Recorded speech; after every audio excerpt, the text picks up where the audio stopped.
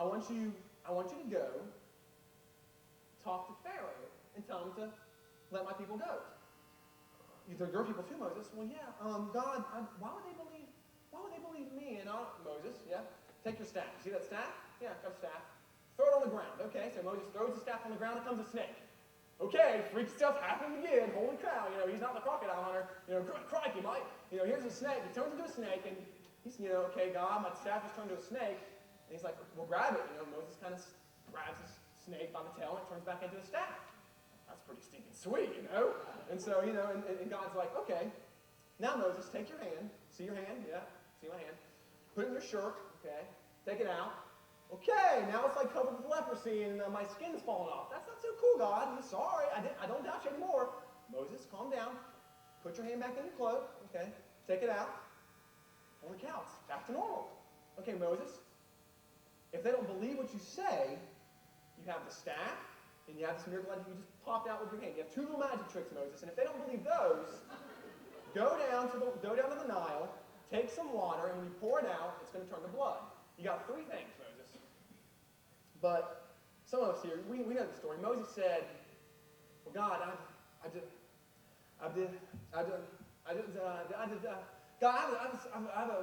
can't, a speech impediment, God. I can't talk good. I can't talk good, God. I'm not qualified, God. God says to him, Moses, aren't I the one that made the tongue? Aren't I the one that made you? Yeah. So go. God, I can't do it. Moses insists, God, I can't do it. I'm not qualified. God's like, I knew this was going to happen, so, okay, Moses, your brother Aaron, he's on the other side of the mountain. He's coming now. Yeah, you're going to talk to Aaron, and Aaron's going to talk to Pharaoh for you. And see, I found it so interesting that I think a lot of times we might overlook what's going on here is that, you see Moses, and he says he's unqualified. He says he can't do it. And, Moses goes to Pharaoh like God tells him, but once again, God says, hey, Moses, remember I told you to talk to Pharaoh? Yeah, God, you told me that 2 chapters ago. Now we're in chapter 6, okay? And God's like, well, Moses, when you talk to Pharaoh, I'm addressing this again. And Moses is like, I can't. I told you I have a speech problem. And God's like, okay, fine, use Aaron. And so, the first couple chapters, the first couple plagues and all that, Aaron does all the cool stuff. Moses talks to Aaron, whispers in his ear, I don't know. And they both, the Bible says that they speak to Pharaoh. Aaron speaks to Pharaoh, etc., etc. But then I kept looking. And in chapter 8, something changed. Because Aaron kind of shifts out of the picture, and Moses steps in and says, Pharaoh's like, Moses, what is going on? There's frogs in my country. You better get them out. And Moses says, no. Pharaoh's like, holy cow, this guy hasn't said a word to me. He keeps talking to his brother. What's going on? And Moses stepped up and began to speak for himself. You see, God knew that Moses could do it. Moses said, I'm not qualified, God. I can't do it. But God said, no, Moses. You're qualified because I made you qualified. And then, so that's the story of Moses in a nutshell. But I want to get on to the next story because I love the next story. We have Gideon. Now, Gideon in Judges chapter 6 and 7. Gideon's a great story because here's Gideon, and I'll give you the background. The Israelites are being oppressed by the Midianites. They're conquered. And so here's Gideon. He's kind of like, harvesting wheat and stuff and hiding it, making sure the Midianites don't come. So he's obviously a man of great courage and strength. He's hiding what he's doing, making sure they don't find out what's going on. And then an angel pops in and goes, the Lord is with you, mighty warrior.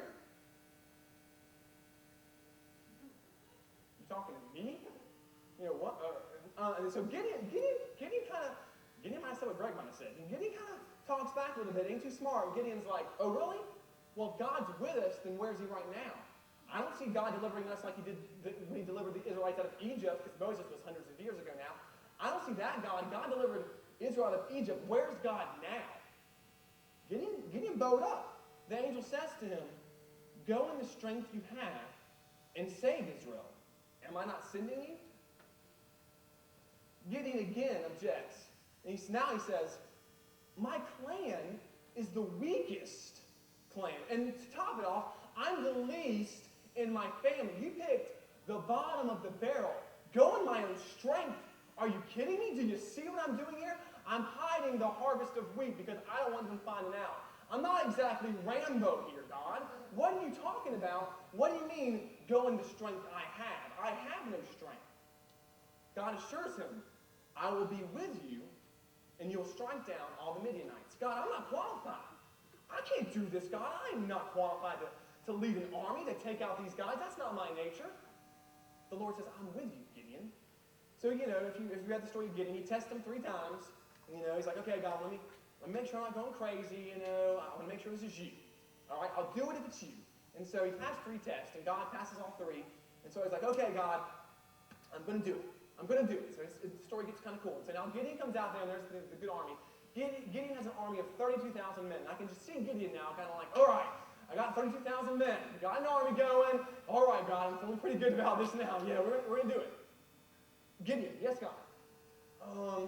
Gideon, that army's a little large, don't you think? Well, it's large to you, God? Yeah, it's a little large, Gideon. How about ask the guys, if they're really scared, if they don't want to fight, tell them they can leave. Tell them they don't need to be here. Okay, God, I'll do it. So Gideon addresses the army. He's like, hey, guys, if you don't want to be here, if you're really scared, if you just don't want to fight, then don't. 22,000 men hightail it out of there. Whoa, that's a nice reduction. That's a nice subtraction. I don't think a math major to figure out that 32,000 minus 22,000 is bad. So he has 10,000 guys left. And then Gideon here is like, okay, God, still got 10,000. We're doing good. Got 10,000. Gideon, yes, God? Do you think that's a little too many? I don't understand, God. Have them go to the water. And the ones that kneel down to the ground and lap at the water like a dog, they're out. Okay, God. 9,700 are gone. Gideon is left with 300. No movie reference here. Gideon is left with 300 men, less than 1% of what he started with, less than 1%. And he goes out there, and you can imagine Gideon's like, okay, God, it took enough to get me to lead this army, and now this army is 300 guys. And they're not carrying, nuclear weapons. They don't have RPGs and Uzis and submachine guns and tanks or awesome aircraft. They have clay jars, torches, and trumpets. Now, I'm not sure about you, but I don't think I've ever killed anyone. I've never killed anybody. Let me stop there. But I don't think I could ever kill anybody with a trumpet, a torch, or a clay jar. I mean, there's not much that's going to go on. If you go to Iraq and you try to fight them with a clay jar or a torch or a trumpet, you're not going to be doing so good. So Gideon's a little scared. They get to the camp, and this is great because the Bible doesn't even tell us how big the enemy army is. But the Bible puts it this way: it says that the camels of the enemy's army, of the Amalekites and the Midianites, because now they got partners. The Midianites teamed up with some guys because they just want to have some fun. So the whole enemy's army, their camels could no more be counted than the sand on the seashore. I mean, okay, so if you actually count the sand on the seashore, I don't know, hundreds of thousands. I mean, there's possibly hundreds of thousands of men out here. Gideon's got 300.